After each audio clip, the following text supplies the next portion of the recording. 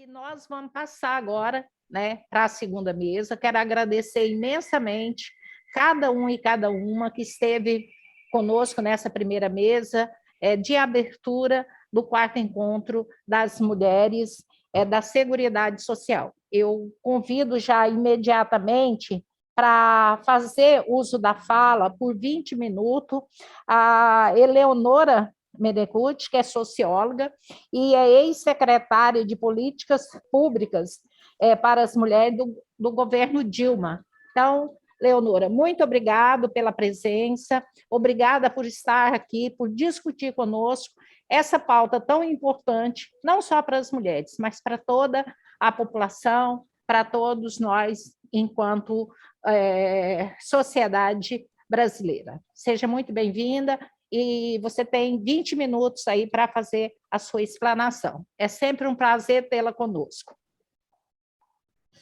Bem, bom dia a todas que estão aqui e os poucos todos se sintam representados nessa imensidão de mulheres maravilhosas aqui. Eu quero agradecer a Rosi do convite que ela me fez por intermédio dela, CNTS, e a coordenação de mulheres do 4º Encontro Nacional de Mulheres de Seguridade Social, e dizer que é um prazer para mim, uma honra, um orgulho, porque a CUT, para mim, também é um pedaço da minha vida, da minha história, né?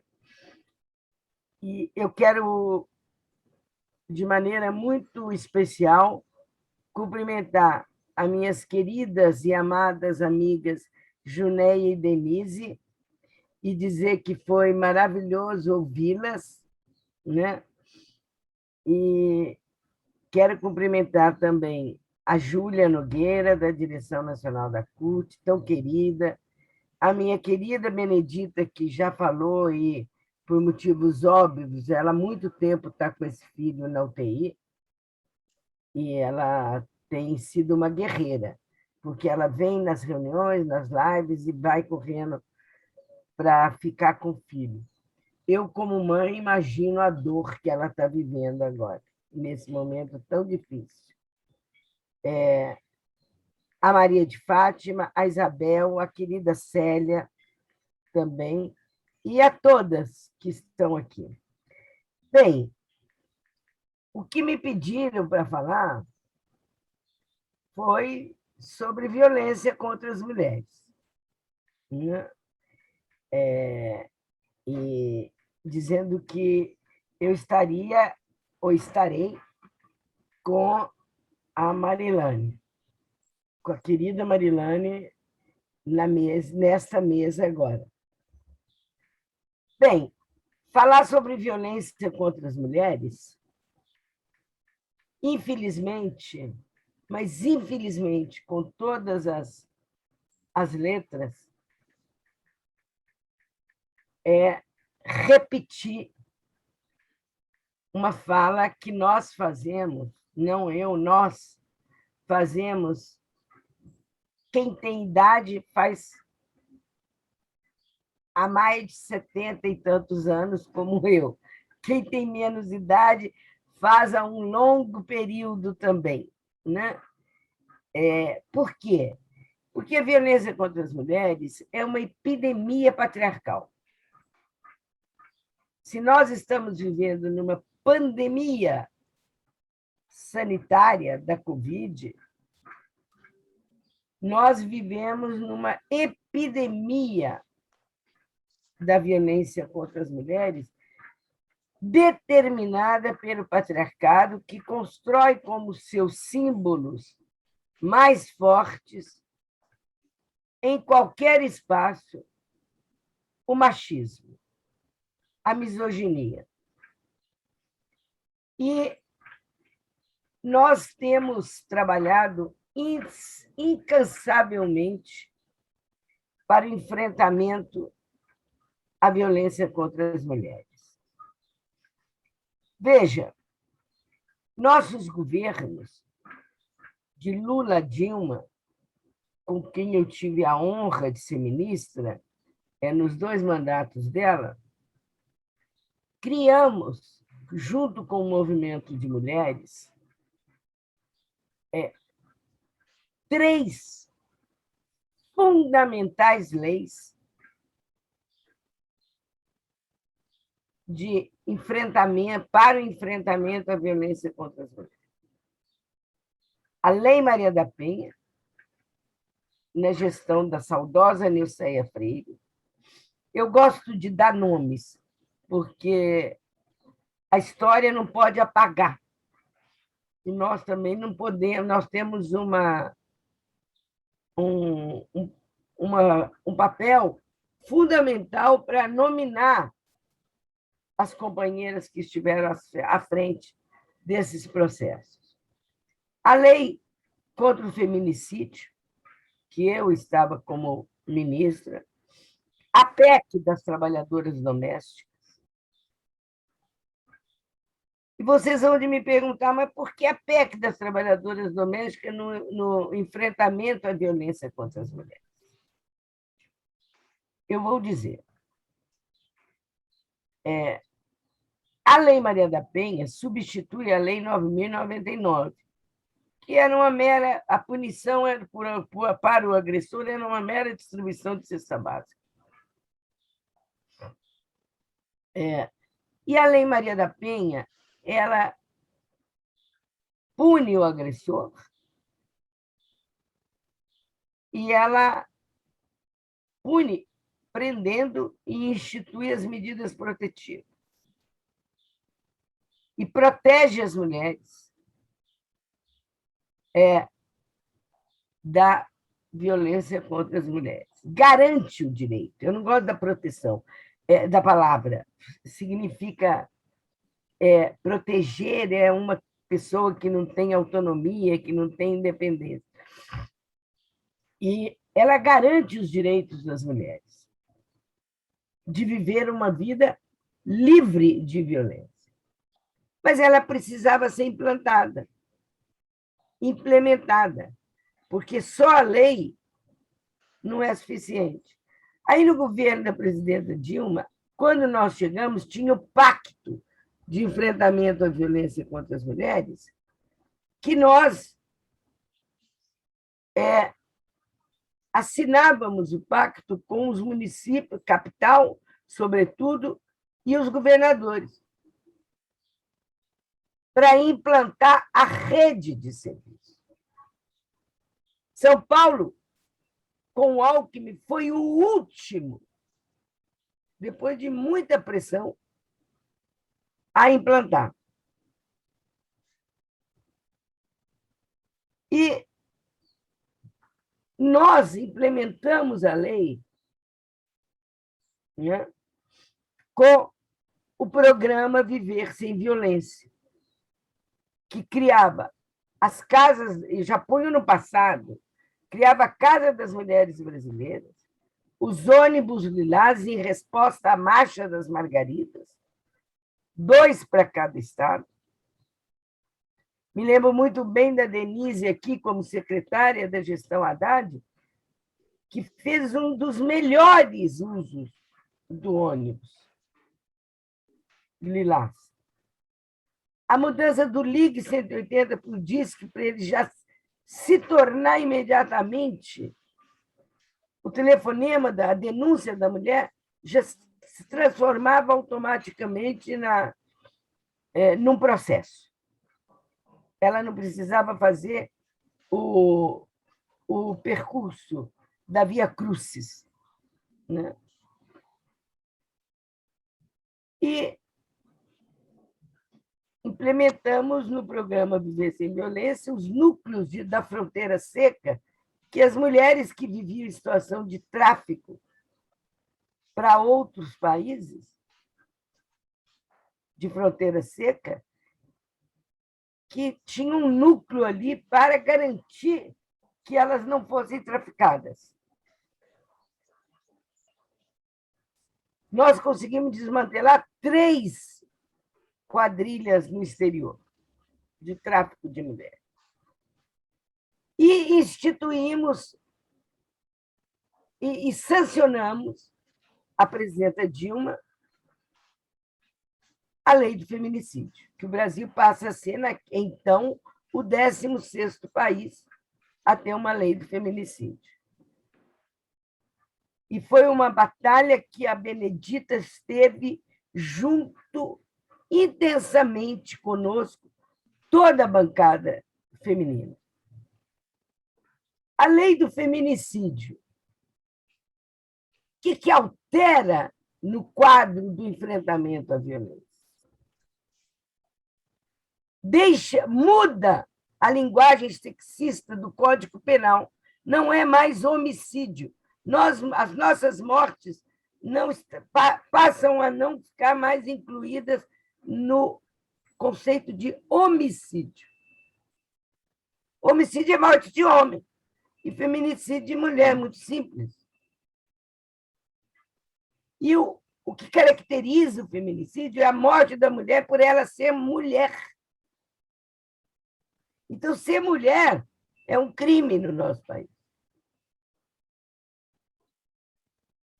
E esta lei do feminicídio, ela agrava a punição do assassino.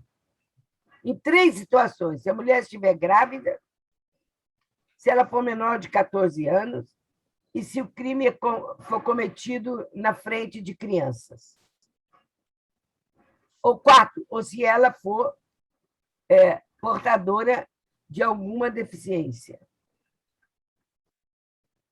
E a lei do feminicídio obriga a mudança do preenchimento do atestado de óbito, dizendo realmente a causa. E a lei do feminicídio, de fato, ela mostrou, mais uma vez, demonstrou, escancarou a epidemia da violência contra as mulheres. Né? E temos ainda uma questão que já era lei desde 1940, que já era lei, não, que já era crime, que são os estupros. Mas a maioria das mulheres não denuncia os estupros. E não denuncia com vergonha, porque elas são absolutamente agredidas quando elas vão denunciar. São agredidas nas delegacias, são agredidas nos prontos-socorros. Daí a importância do SUAS, da assistente social, para ouvir essas mulheres. Também não são todas que sabem ouvir, não. Como também não são todas psicólogas. Como também não são todas as médicas. E aí vai. Sempre cai a responsabilidade, entre aspas, a culpa de ter sido estuprada nas mulheres. E o estupro é um dos crimes mais hediondos que tem contra as mulheres. E, finalmente, a PEC das trabalhadoras domésticas. A PEC das trabalhadoras domésticas, eu não vou fazer a história da legislação, mas era exatamente, elas tinham 9, vocês sabem muito bem como eu, 9 direitos garantidos na então, porque hoje não tem mais, CLT, e nós ampliamos. Foi ampliado por pressão do movimento de trabalhadoras, dos movimentos sindicais, do movimento feminista, de ampliar esses direitos e delas a Federação das Trabalhadoras Domésticas. E ampliar os direitos para todos os direitos da então CLT. Eu me lembro muito bem que, quando foi sancionada, para mim é uma das leis mais importantes, porque visibiliza a desigualdade social, mostra a importância do trabalho doméstico, que é um trabalho, como a Denise falou, um trabalho de cuidado.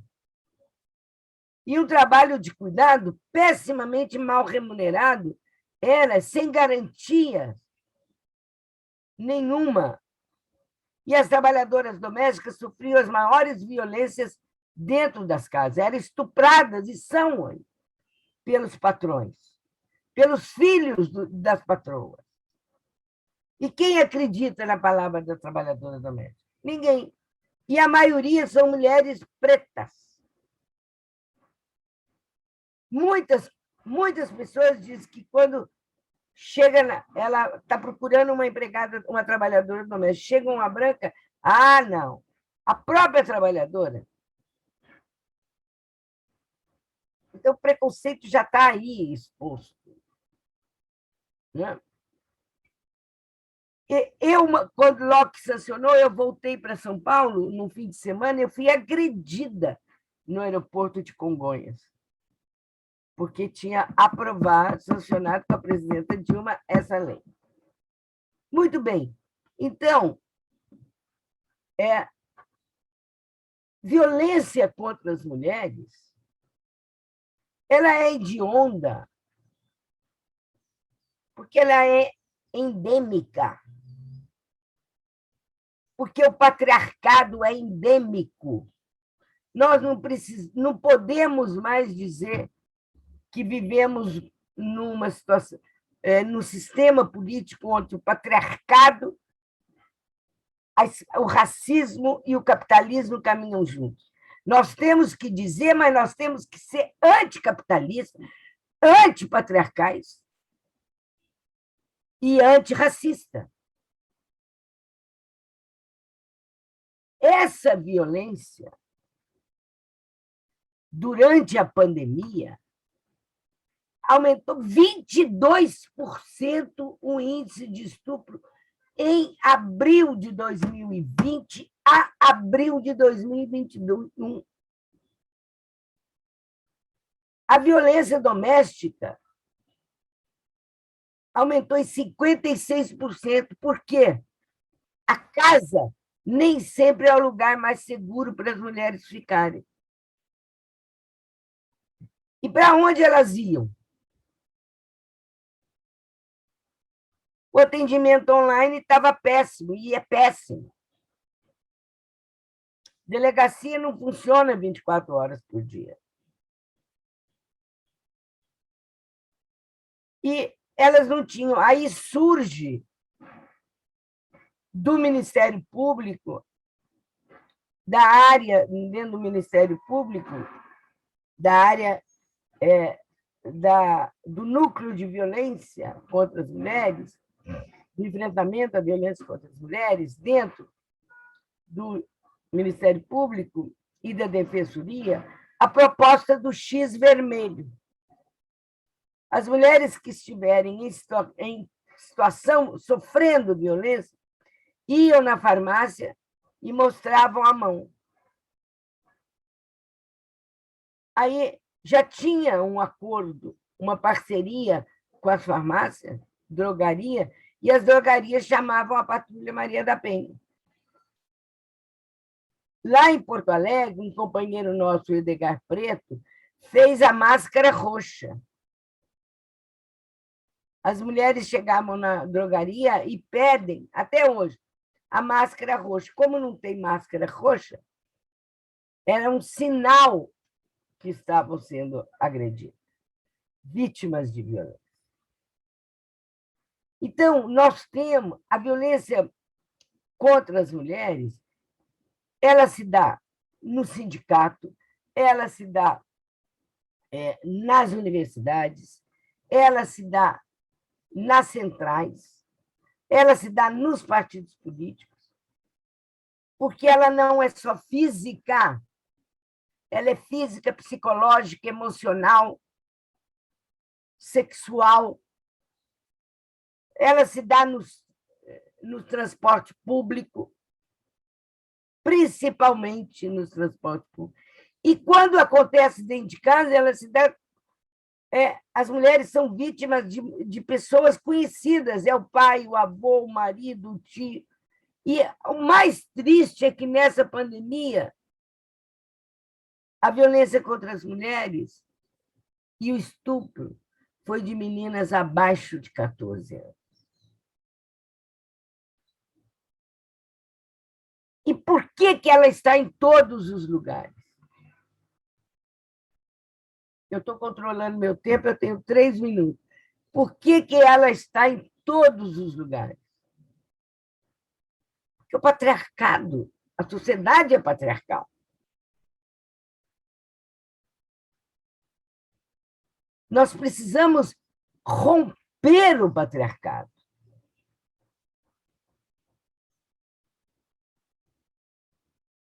E agora, para o capitalismo, o patriarcado é lucro.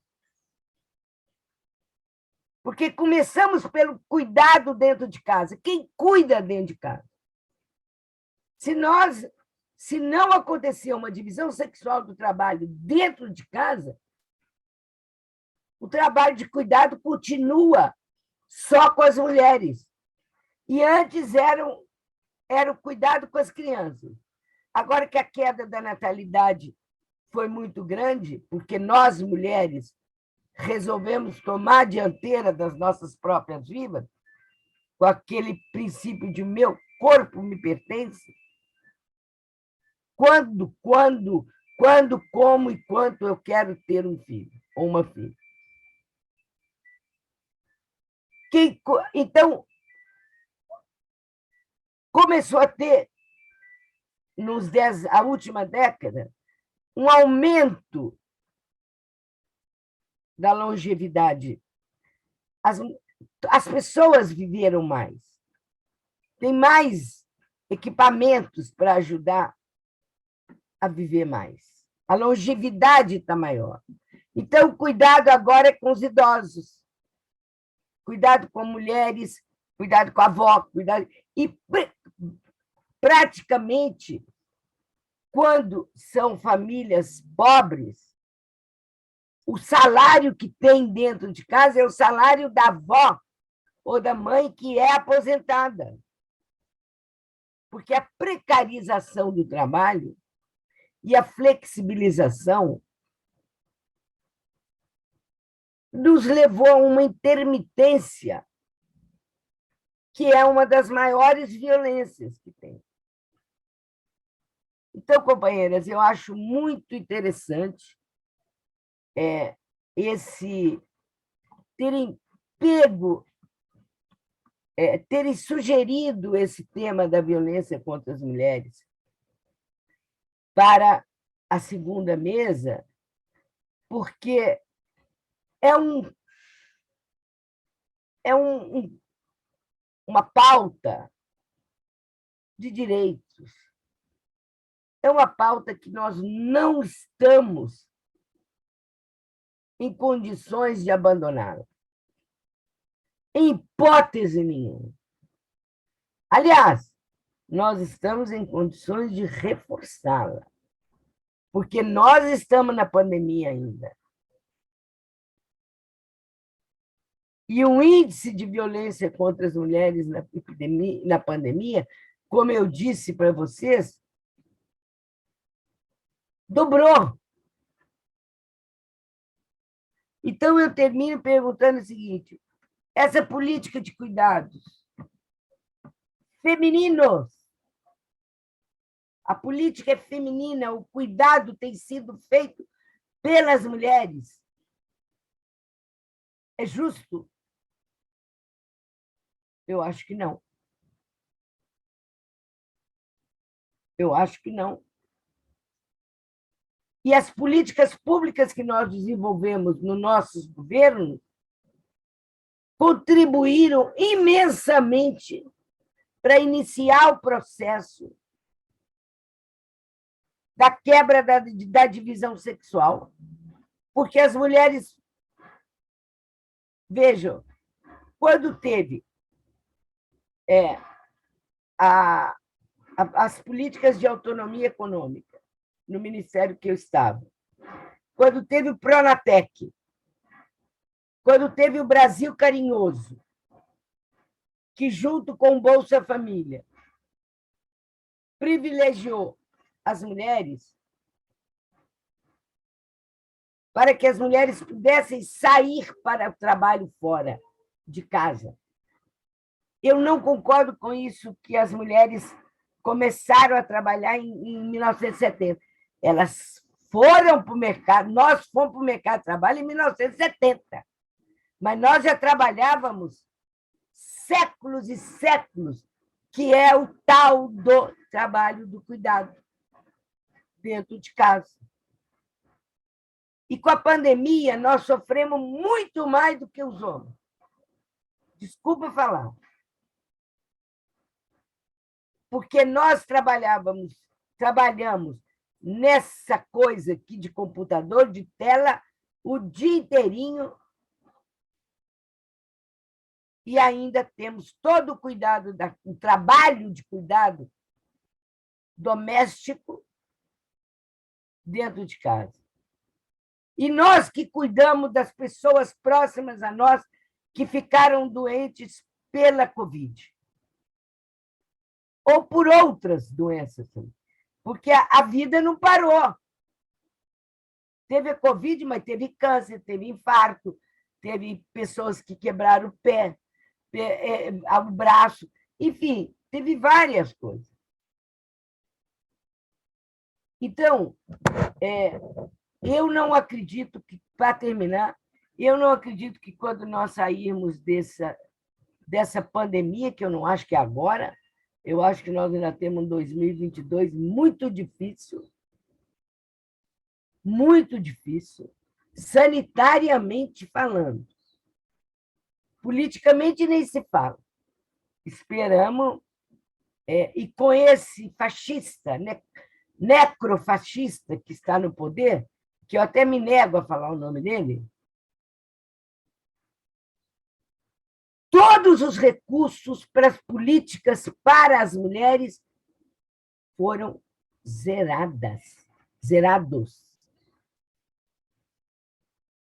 Na proposta orçamentária que foi enviada para o Congresso, não tem nada de recurso para as políticas para as mulheres.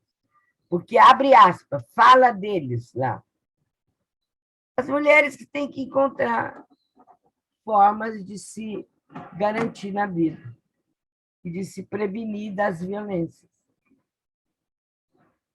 Então, companheiras e companheiros, eu desejo um excelente encontro de mulheres nacional,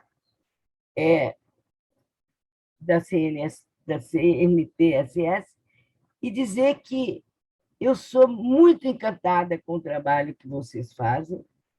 Eu tenho o maior orgulho da CUT, da CNTS, de todas as trabalhadoras e trabalhadores sindicalizados.